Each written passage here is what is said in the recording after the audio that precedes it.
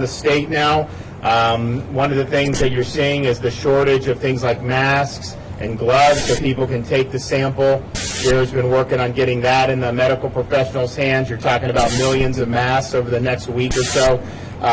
Then also the swab, when people come in to take the sample, there's been a huge shortage on that. So we're working every angle to get as many of these swabs down to the places that need it the most. And so this site here at Hard Rock Stadium is going to open tomorrow morning at 9 a.m. and it's going to be open 7 days a week. It's one of the 3 federally supported test sites in the state. One is in Duval County. The other one will be in Orange County. So we thank our federal partners for their support.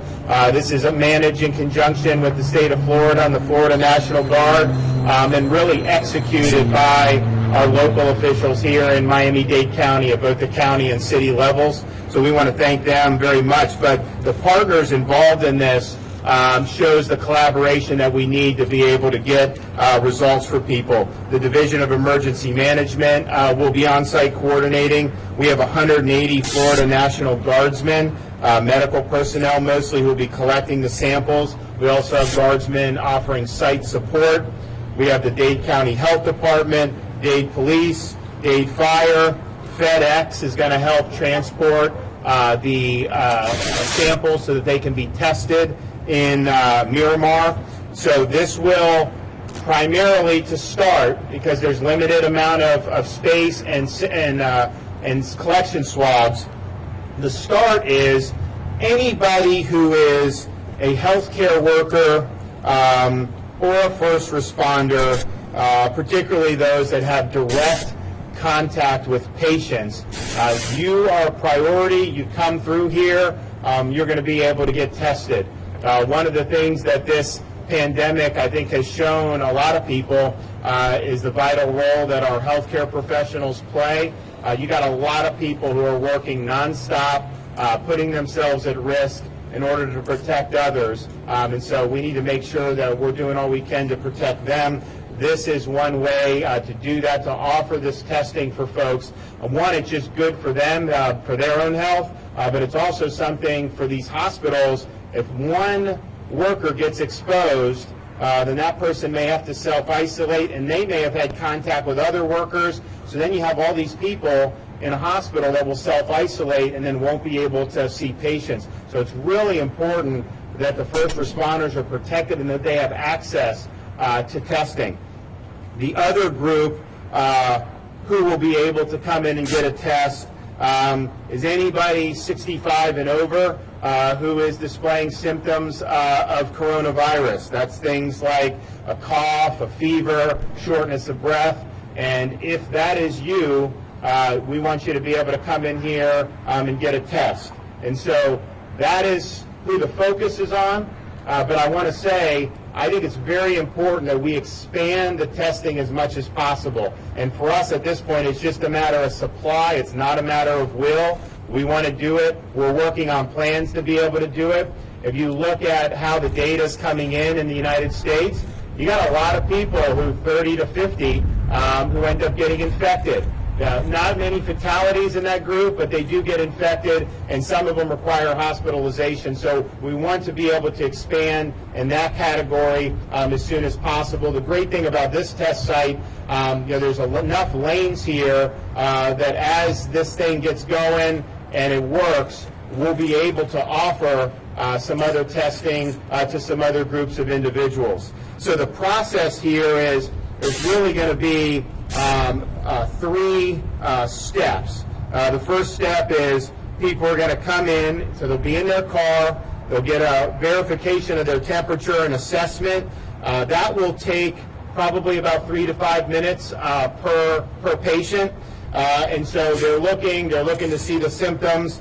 The next one will be individual registration. That takes about 5 minutes. The drive-through staff will take the information. You need the name, phone number, email, address, different types of payment information. This will be put into electronic data collection tool, and then obviously will be used to be able to notify people of their results. And then the station 3 is they swab, they do the swab so that you're able to have your sample sent. And you obviously, it's only if the patient authorizes it. If you don't want to go through it, then you don't have to. But once that, you exit the site. So the whole iteration, is going to be 10, 15 minutes once you get in the queue. Obviously, there's going to be people waiting in line. I think the guard and the local folks in our Broward site, I think did a really good job of working people through.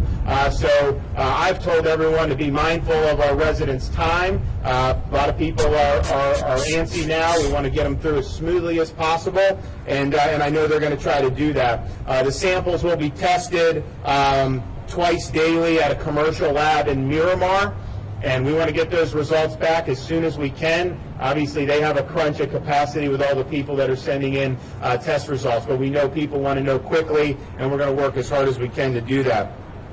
This is the second federally supported site in Florida.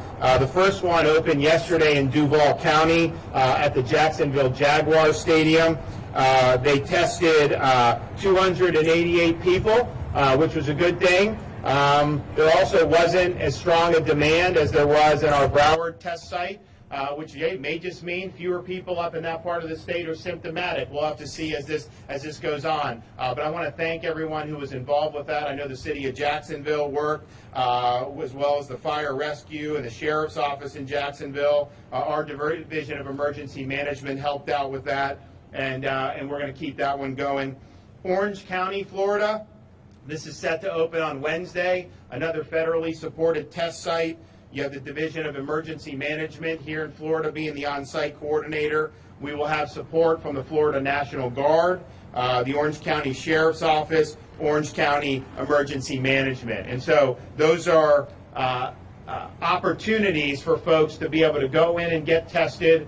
There's enough supplies to test in each location. About 2,500 people right now. Obviously, we want to backfill and add more supplies. We have the first site that we helped with the Guard open was in Broward County. That was opened on Friday, and it was similar to this. It was at one of the parks in Pembroke Pines, and we were hoping to let it go smooth. We wanted to try to. We thought we'd get about 250 people through there a day. On day one, they were able to get 745 people through the lines, get samples, send it off to be tested. And then day two, yesterday, there were 701 folks who were able to go through and get tested. They're open again today, and I just want to thank them for all their hard work on what they're doing. So I just want to let people know in terms of what the test results, some of the things that we're seeing. Florida is seeing more reported positive cases, but some of that is to be expected because Florida is testing a lot more people today than it was able to do, initially. Initially, we would have to send everything to the CDC in Atlanta. Very slow turnaround time. The criteria that the CDC put in was much more restrictive. So that is now changing. There's more opportunities for people to be tested, and so you will get more positives, but that actually helps us identify, where some of these areas are, and then be able to tailor whatever measures need to be taken to try to protect folks. I would say that as testing has increased in places like Broward and Dade, we have seen more overall cases, but the percentage of people who test positive have declined. And so you have, even under criteria where you have to be symptomatic, the vast majority of people are testing negative for this. So I just want to put people at ease. This is an issue we've got to deal with. It's serious. But it's something that still at this point, the vast majority of people are testing negative for. And so it's just something, and I'd say also this, people ask, like, I think people are confused because they're like, okay, what's going to happen next week or 2 weeks or a month or 2 months from now? And, we're working in conjunction with the President's Advisory Committee, the CDC, and obviously our local governments. We're really trying to follow the CDC guidance and support the 15 days to stop the spread. And I think that's very, very important. But I think people look at it and they're like, man, what can we do? Here's the good news. There is a lot you can do in just your individual lives to be able to protect yourself from acquiring the virus and from passing it on to somebody else. This is a virus that is contracted usually through respiratory droplets when somebody coughs or sneezes. So this is usually someone that you're in close contact with within a 6-foot radius.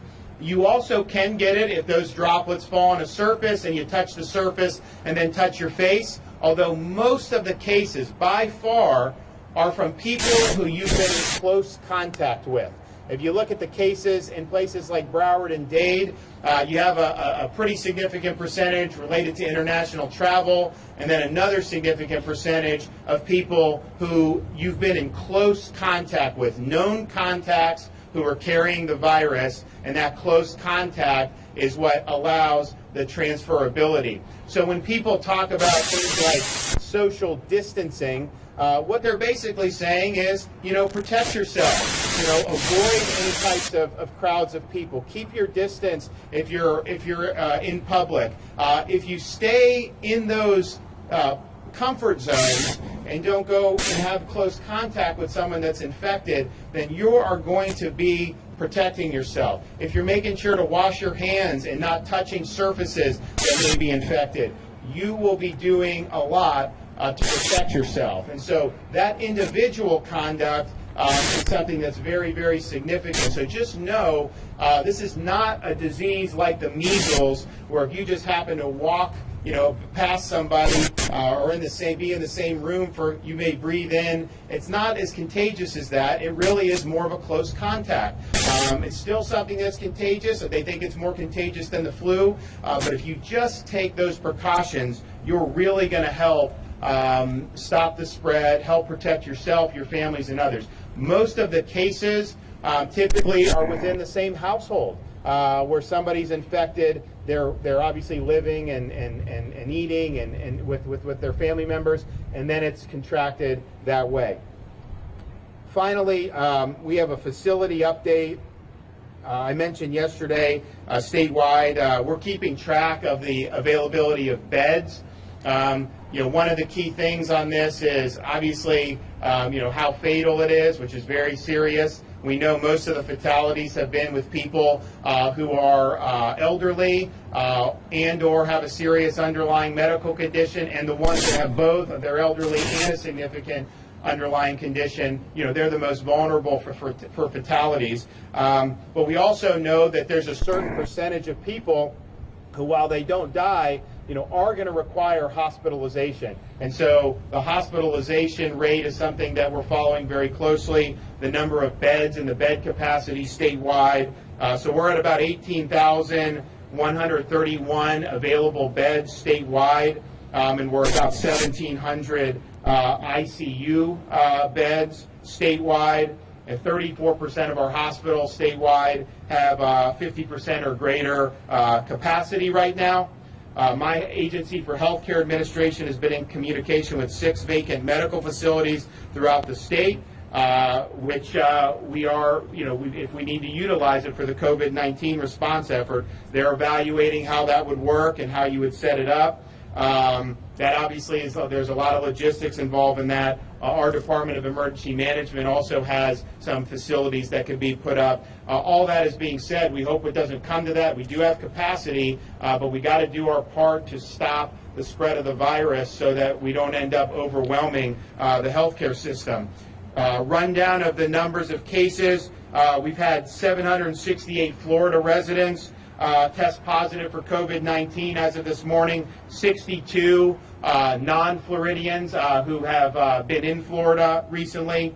The number of fatalities statewide is 13. We've had close to 8,000 negative test results. In the state health department labs, there are 962 pending test results. But understand, there's so many of these tests now being sent to the commercial labs. At the state, we don't have visibility on what is being sent to the labs. We get the reports on who tests positive, and we're supposed to get on who tests negative. So there's probably many more tests that have been outstanding. So you've seen a scale up in the testing capacity. We want to continue doing that because we think that that's important. Total amount of positive cases, Broward is 180 and Dade is 177. So pretty comparable. Obviously, Dade would have fewer per capita because it's a bigger county. But those cases combined with Palm Beach are close to 50% of the total infections that have been reported in the state of Florida. So we want to work hard with the folks in South Florida on the prevention and mitigation and containment efforts. And I know a lot of the folks here at the county and city level have been working tirelessly to help get this done. So I look forward to people being able to come out tomorrow, get some of these very needed tests. I want to thank the National Guard for really responding very quickly. Just 2 weeks ago, everyone was still sending it to CDC. Once we figured that out, we got the Guard to put this up very, very quickly, and they did a really, really good job doing it. I'm going to have the Lieutenant Governor come up, say a few things for the Spanish audience. Then we'll hear from Jared Moskowitz, and I also want to thank Carlos Magoya from Jackson Hospital. They are partnering with us on this, and I think that they've been a good partner. We also want to work with Jackson and Carlos to do another site in a different part of the county. Certainly as we get supplies, I'm willing to put in state resources for that because I think it's important. So it's just a matter of getting everything lined up, making sure we have enough swabs. But Carlos has been great, Jackson has been great, and they've really helped step up to help us support the population here in Miami-Dade County. So with that, I'll introduce the Lieutenant Governor. Governor, buenos días, muchas gracias por estar aquí con nosotros. Estamos muy entusiasmados de poder anunciar que oficialmente mañana este sitio estará abierto para poder recibir pruebas de COVID-19. Como han oído, el gobernador ha tenido como su enfoque y una prioridad asegurar y expandir lo que es la capacidad de poder someterse a un examen de COVID-19. Este sitio es en colaboración con el gobierno federal. Es uno de 3 sitios. Ya abrimos el de Jacksonville anteriormente y en esta semana se va a abrir uno en la área de Orlando. Este sitio estará abierto los 7 días a la semana. Y estamos muy contentos de poder colaborar no solo con la Guardia Nacional, que va a proveer el equipo médico para asegurar todo lo que está sucediendo en este procedimiento, pero también el gobierno local, el Hospital Jackson y el Departamento de Servicios de Emergencias.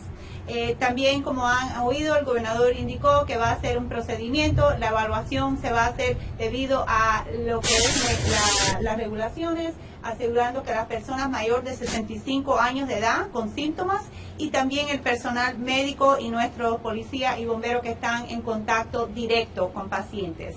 Estamos de nuevo muy entusiasmados de poder anunciar este sitio aquí en el área de Dade County. Además, hemos tenido mucho éxito en el sitio de Broward, en el C.B. Smith Park, donde hemos podido ver más de 700 personas diariamente.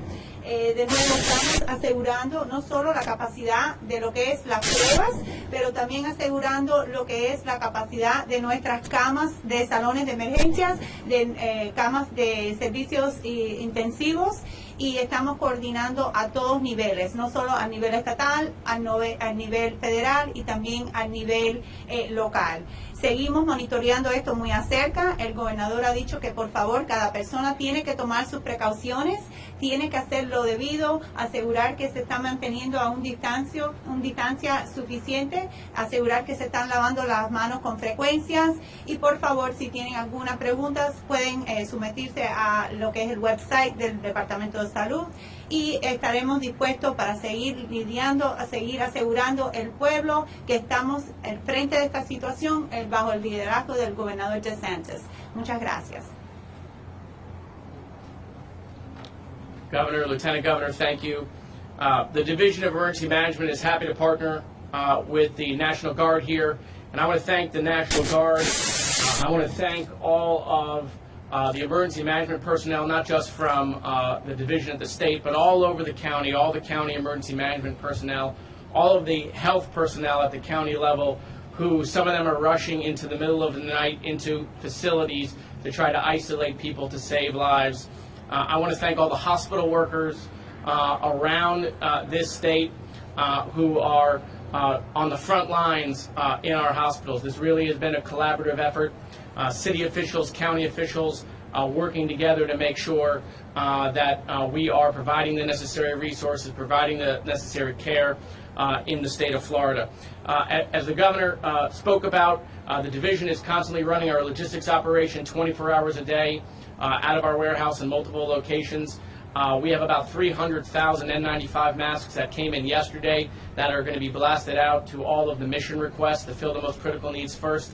And then over the next week, we are receiving 2 million more N95 masks that we will get out to healthcare workers, nursing homes, and folks even at the Department of Children and Families who are doing inspections, and I thank them for their efforts. We have set up a field hospital. It's being constructed currently in Broward County. One more is on its way here to Dade County, and we will get that set up as well. Each field hospital can accommodate 250 people, and that really is a segue between a hospital and then potentially having to set up an additional permanent facility. We've also gone out and procured 3,000 beds, including ICU beds, so that we can expand capacity at current hospitals, as well as having 300 plus nurses and physician assistants on standby so that we can surge into a hospital at any point in time, as well as having 300 medics with the National Guard. I want to talk about social distancing. There's a lot of different articles out there of what to do, what not to do, a lot of things being studied, but the one thing that we know for sure is that social distancing works. And even if something is open still, it doesn't mean you have to go to it. I know young people are thinking that their spring break has been ruined or their summer has been ruined, but to the young people out there, you could ruin somebody's life. You could ruin a family's life by not social distancing. This is just a spring break. It's just a summer. The beaches will still be there. And so we need everybody to do their part. If one segment of the community doesn't do their part, it affects everybody else. And so we can isolate people that are older and that are susceptible to this, and we are doing that every single day. But we need the young people to do their part. Call your neighbor. If you know your neighbor is older, if you know your neighbor has an underlying illness, call to see if they need supplies. You can be a hero. Now is the time for everyone to step up. We know that this doesn't matter who you are. It doesn't matter if you're rich or you're poor. It doesn't matter your race, your nationality, your creed, your sexual orientation. It does not matter. It affects everybody. But it affects older people more. And we want everyone to do whatever they can to try to help their neighbor and help the older population. Governor, thank you. Thank you. Bring up Carlos Magoy in a second. I just want to also thank both the county mayor, Jimenez, city mayor, Francis Suarez. Obviously, Francis tested positive, but he's been working. We've been working with him. Mayor Jimenez, I don't think is positive, but had to self-isolate. He's been working very hard. We've been working hand in hand on all these different issues. They're both doing a really good job under being under constraints, especially. So I just wanted to thank them for their partnership, not only in this test site, but in the other things that we're working on in Miami-Dade County. And I also want to thank the other folks at both the county and city level. I know we got the deputy mayor here, who's been working very hard. Thank you, sir, for what you're doing, because this is a big county. There's a lot going on, and there's an awful lot to do. I want to bring up Carlos Magoya. Jackson has been very strong on getting out in front of this. He's wanted to work with the state and feds on anything that we've needed, and this is just one place. We would like to work more with Jackson in the very near future, and so I just want to thank him for all he's done and all he's doing for Miami-Dade. Thank you, Governor, Lieutenant Governor, Director Moskowitz. Let me tell you, we really appreciate what the state has been doing here and now the federal government with these opening up this drive-through here. The opportunities that we're going to be able to do are just incredible. We at Jackson, along with Miami-Dade County and Mayor Jimenez, and also with Mayor Suarez and many of the other municipalities and the mayors here, we're at the City of Miami Gardens, and we have Mayor Oliver Gilbert right behind me, which is also one of the big supports that we have. So everyone is working very, very close together to make this happen. The purpose we are here, we are a consortium of hospitals. It's not just Jackson. Jackson's working with a UN partner, Miami partner, as well as Mount Sinai, Nicholas, and Baptist. We're all working together, not only in the drive-thrus, but also in the inventory and understanding what's happening in beds. I want to make sure that everybody understands for the last week, most of us have been reducing or eliminating elective surgeries. So the number of beds available in every hospital has dramatically increased over the last week.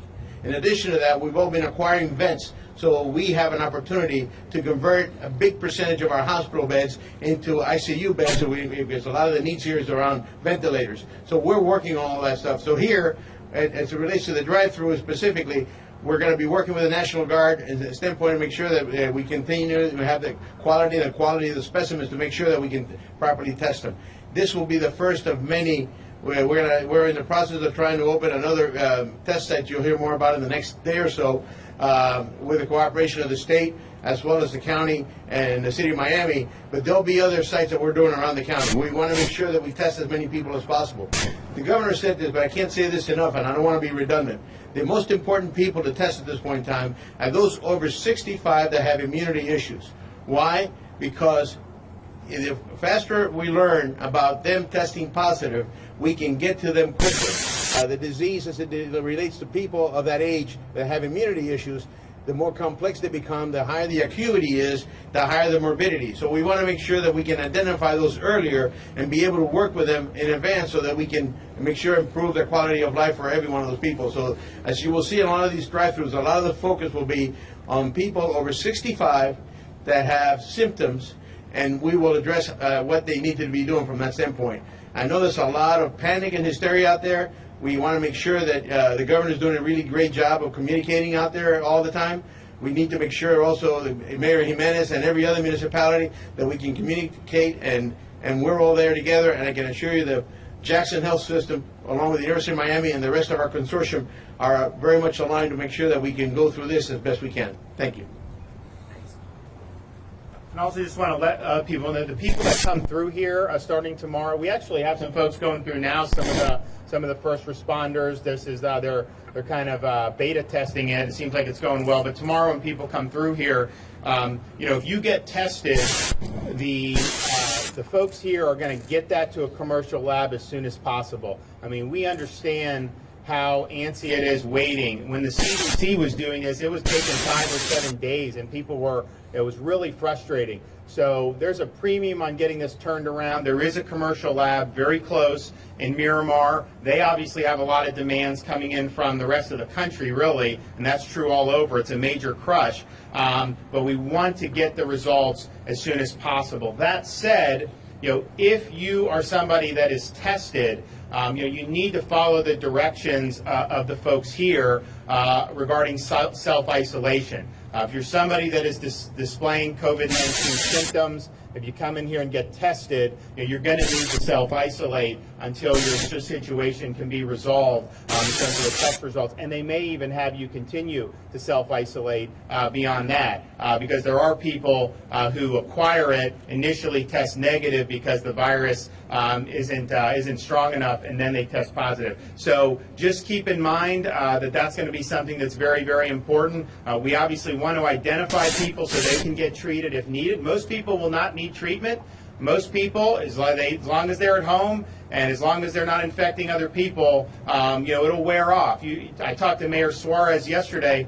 I mean, he said it was very mild. Now, that's not going to be true for everyone, but for most people, you are not going to require a stay in the hospital. You'll be able to stay at home. So the important thing is that you do stay at home and that you don't transmit it to anybody else. As long as you got it, if you have it and it stops with you, then you're doing your part to help everybody else. So we look forward to people being able to have an opportunity to be here tomorrow. We're going to continue to send resources as we get them to Miami-Dade County and in Broward County, and we want to do the best we can to give folks access to these tests. So thanks everyone for coming out, and we're going to go say hi to the guard over here. Thanks. What's happening with assisted living facilities? Are they doing anything extra for them? Yeah, so first of all, when COVID started to become, we were monitoring this in January, February. So we knew the virus, what it was doing. We understood the places it could come from. The Department of Health was self-isolating anyone coming from China or any of these places. And that's fortunately, very few of them actually had it. But as we started getting into this, once we got into probably sometime in February, it was pretty clear that this was a virus that did not attack all people equally. The Spanish flu in 1918, that specifically attacked a lot of prime age working people who were otherwise healthy. There's other pandemics that have attacked children. Fortunately, this doesn't attack children. Unfortunately, it tends to have the most serious consequences for elderly folks, but particularly elderly that have immune system issues or other types of serious underlying conditions. So once we found that out, we were one of the first, if not the first state, to issue a series of requirements for every nursing home and every assisted living facility to basically limit access, or in some cases deny access, to people from the outside world. Any of the staff must be checked for health, screened for health every day. This is very, very important. CDC then followed the state of Florida and issued similar guidelines. Ours were more far-reaching, but they were good guidelines as well. And everyone has been on notice that this. The good news is there's a lot of people throughout the state of Florida involved with nursing homes and assisted living who are working hard. They are implementing the guidance and they're protecting their residents. We did have one nursing home in Broward where we've had 3 fatalities, people who had acquired COVID-19. And the reason that happened is because the facility did not follow any of the regulations. The construction staff, the food service, the regular staff, they were coming in when they were sick, and they were allowed to enter these facilities. Some of it was independent living, some was assisted living. That is not doing your part to take care of our most vulnerable. And if you're somebody who is in one of those assisted living, if you're somebody involved in running a nursing home, you have a special responsibility to take care of those people in your stead. What we did with the one in Broward was we have law enforcement now embedded. We have somebody from the Agency for Healthcare Administration embedded. And there's now somebody from the CDC who's embedded. And we'll put resources where we need to. But I would just say this.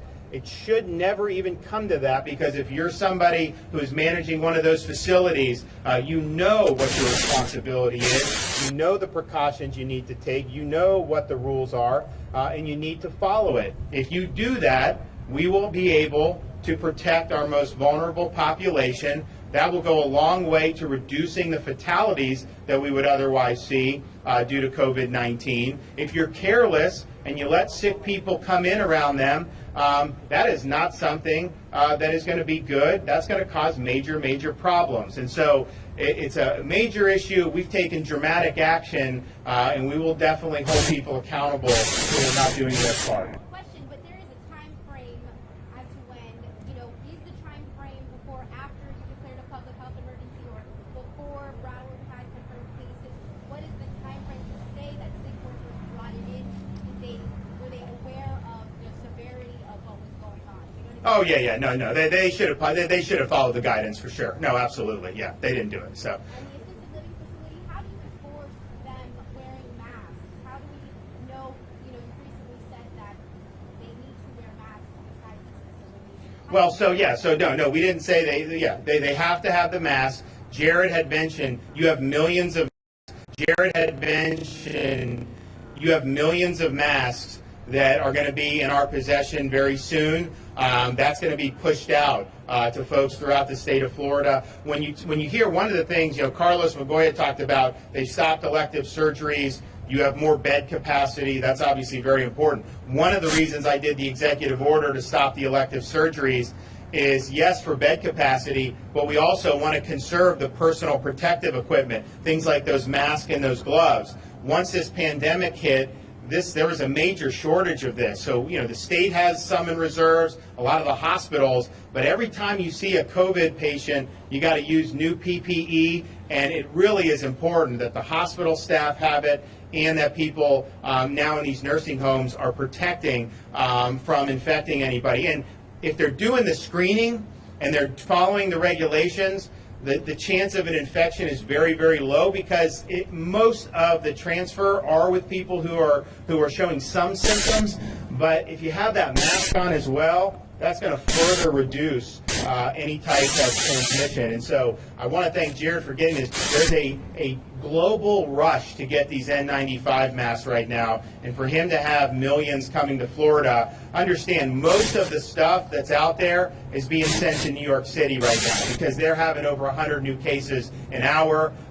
They obviously are a very close community in terms of public transit, all that. So I'm sure the spread has just been unbelievable. And so for him to do that, I think is very good. So that's coming out for folks. As we get them, we put them out, and it's very, very important that people are protected. Thank you.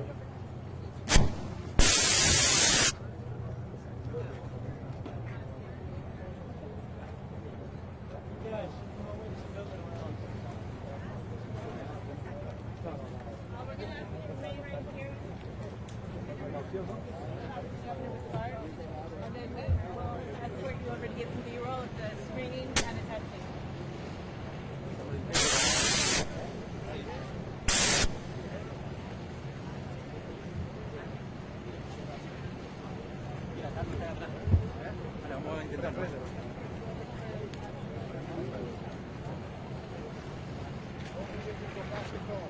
Gracias.